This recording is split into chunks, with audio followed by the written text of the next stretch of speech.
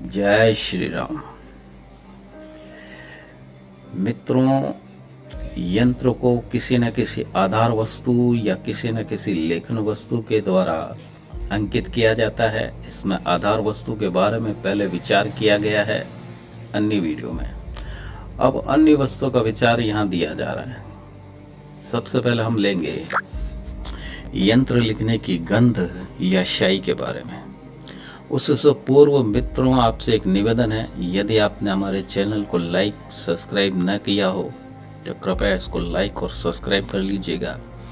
और जो नए भक्तगण हैं हमारे चैनल के ऊपर, उन भक्तों से ये निवेदन है कि हमारे चैनल को लाइक करें, सब्सक्राइब करें, बेल बटन को अवश्य दबाएं।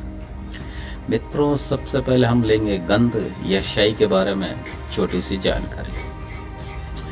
गंध जो है अधिकतर अष्टगंध प्रचलित में है।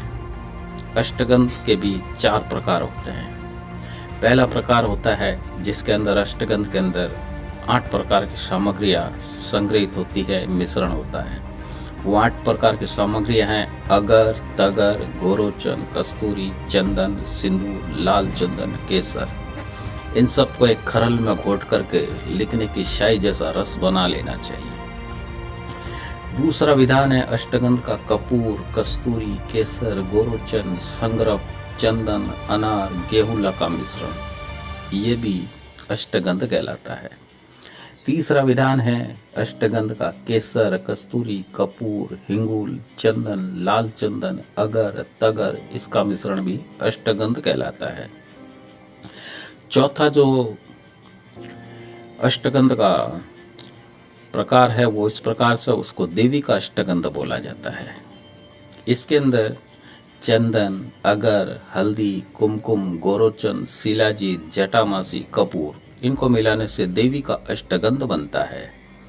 इसके अंतर्गत प्रत्येक वस्तु का एक एक अंश बढ़ाते हुए तोल से लेना चाहिए और अन्य अष्टगंध के अंदर भी यही सामान्य नियम को लागू करेंगे।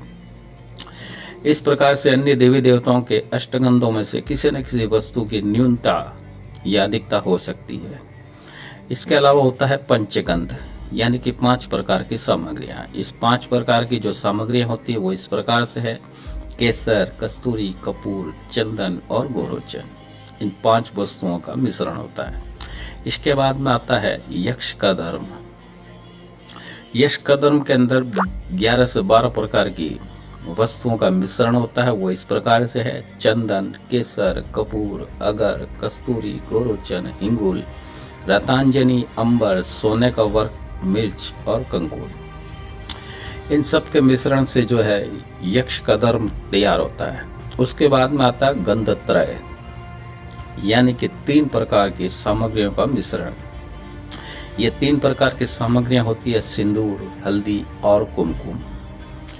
इसके अलावा यंत्र के कर्म भेद के अनुसार अलग अलग प्रकार की और भी शाइयां बनाई जाती है, जिसके कि हम चर्चा यहाँ पर अधिक नहीं कर पाएंगे।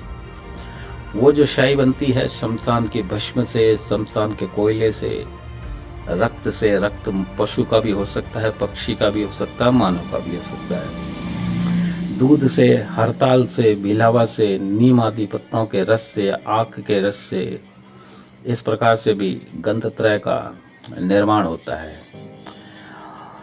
अब मित्रों, हम आते हैं अपने मुख्य मुद्दे के ऊपर, लेखनी के ऊपर, यानी कलम के ऊपर। कलम जो हम बनाते हैं वो अधिकतर अनार की, चमेली के पेड़ की बनाते हैं। प्रत्येक यंत्र के अंदर लेखन में लेखनी की आवश्यकता होती है यंत्र के अनुसार। फिर भी मुख्य रूप से अनार और चमेली को ग्रहण किया जाता है। वैसे तो स्वर्ण का, रजत का, ताम्र का, लोहे का, अन्य धातुओं की भी कलमें बनाई जाती है और उससे यंत्र लिखे जाते हैं।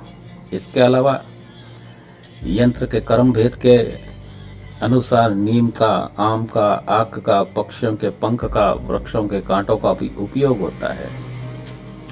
लेकिन हमको इतनी गहराई में नहीं जाना है कि हम साधारणतया पौष्टिक यंत्र बनाते हैं, तो हम उसी के ऊपर चर्चा करेंगे, जिसके अंदर अधिकतर अनार की या चमेली की कलम काम आती है।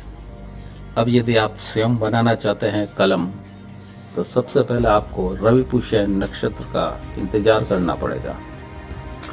रवि पुष्य नक्षत्र से एक दिन पूर्व अनार या चमेली के वृक्ष के पास में जाकर के उनसे निवेदन करना पड़ता है पंचोपचार करके कि कल रवि पुष्य नक्षत्र के योग के अंदर आपसे टहनी कलम बनाने के लिए प्राप्त करने के लिए आऊंगा। कृपया आप अपनी टहनी मुझे प्रदान करना, उसके अंदर अपनी शक्ति समाहित करना। अगले दिन उचित मुहूर्त में, शुभ मुहूर्त में पुष्य योग नक्षत्र के अंदर उस टहनी के पास जाएंगे, उसका पंचोपचार पूजन करेंगे और टहनी उनसे लेने का निवेदन करेंगे। और निवेदन करने के बाद में अपने आवश्यकता अनुसार उसके अंदर से टहनी तोड़ लेंगे। टहनी तोड़ने के पश्चात जहाँ से टहनी तोड़ी गई है उस जगह पे थोड़ा सा गोमूत्र या गोबर या हल्दी लगाकर उसके ऊपर दूध की धार छोड़ेंगे और थोड़ा दूध पेड़ की जड़ के अंदर छोड़ देंगे। उसके बाद में टहनी को वहीं लाल वस्त्र के ऊपर रख लेंगे और टहनी का और वृक्ष का जो है पंचोपचार करेंगे। और टहनी से और वृक्ष से हम ये प्रार्थना करेंगे, हे वनस्पति देव, मैंने जो आपसे ये टहनी प्राप्त करी है कलम के बनाने के लिए, इसके अंदर आप अपनी शक्ति को जो है चिरकाल तक स्थायी रखें, जिससे कि मैं इससे यंत्र बनाऊं, वो भी चिरकाल तक प्राण प्रतिष्ठित रहे। कृपया आप अपना आशीर्वाद मुझे प्रदान करें। और इतना कहकर उसको लाल वस्त्र के अंदर लपेट करके अपना घर लेकर के आ जाएं। कलम के ऊपर से जो भी पत्तियां उसको हटा दिया जाए और कलम के छोटे छोटे टुकड़े बना करके, इस टहनी के छोटे छोटे कलम के अनुसार टुकड़े बना करके या कलम बना करके उसका पंचोपचार पूजन उसी दिन किया जाना चाहिए। इसके बाद में जब भी कोई शुभ मुहूर्त आए उस दिन इन कलमों को समय समय पर पूजन करना चाहिए। इसके अलावा इस बात का ध्यान रहे, यदि आपकी नज़र में कहीं अनार का या चमेली का वृक्ष लगा हो तो ऐसा बिल्कुल ना करें।